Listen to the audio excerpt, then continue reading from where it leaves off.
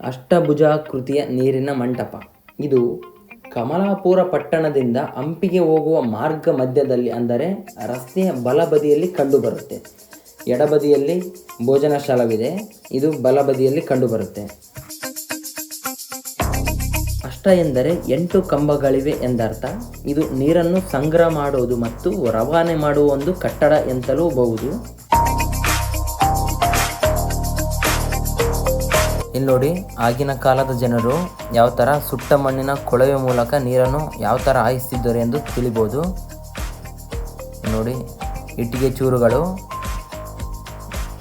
ಇದು ಒಳಗಡೆ ಸುಟ್ಟ ಮಣ್ಣಿನ ಒಂದು ಕೊಳವೆನ ಬಳಸ್ತಿದ್ರು ಆಗಿನ ಕಾಲದಲ್ಲಿ.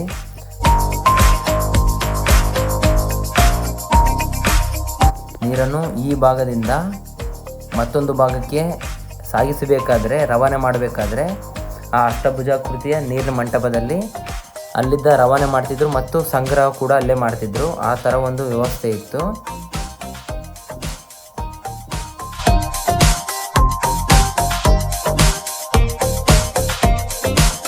ನಾವು ಇದರಿಂದ ಏನು ತಿಳ್ಕೊಬೇಕಪ್ಪ ಅಂದರೆ, 16ನೇ ಶತಮಾನದಲ್ಲಿ ಈ ವಿಜಯನಗರ ಸಾಮ್ರಾಜ್ಯದ ಜನರು ಸುಟ್ಟ ಮಣ್ಣಿನ ಕೊಳವೆ, ಅಂದರೆ ಈಗಿನ ಕಾಲದಲ್ಲಿ ನಾವು ಪೈಪ್ ಅಂತೀವಿ, ಪೈಪಿನ ವ್ಯವಸ್ಥೆ ಆಗಿನ ಕಾಲದಲ್ಲಿ ಯಾವ ಥರ ಇತ್ತು ಎಂದು ನಾವು ಇದರ ಮೂಲಕ ಕಲ್ಪನೆ ಮಾಡಿಕೊಳ್ಳಬಹುದು.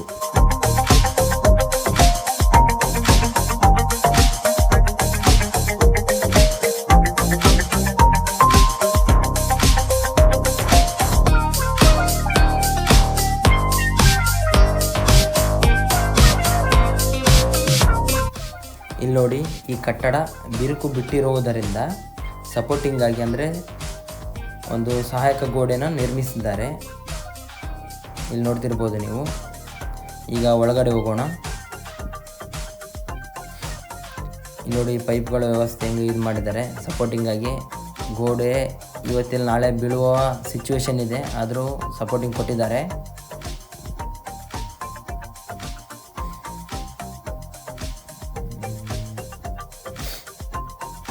ಒಳಗಡೆ ಹೋಗೋಣ, ಯಾವ ಥರ ಇದೆ ಅಂತ ನೋಡೋಣ. ನೋಡಿ, ಒಳಗಡೆ ಎಲ್ಲ ಸಂಪೂರ್ಣವಾಗಿ ಎಲ್ಲ ಬಿದ್ದೋಗೋ ಸಿಚುವೇಶನ್ ಇದೆ, ಹಾಗಾಗಿ ಸಪೋರ್ಟಿಂಗ್ ಕೊಟ್ಟಿದ್ದಾರೆ.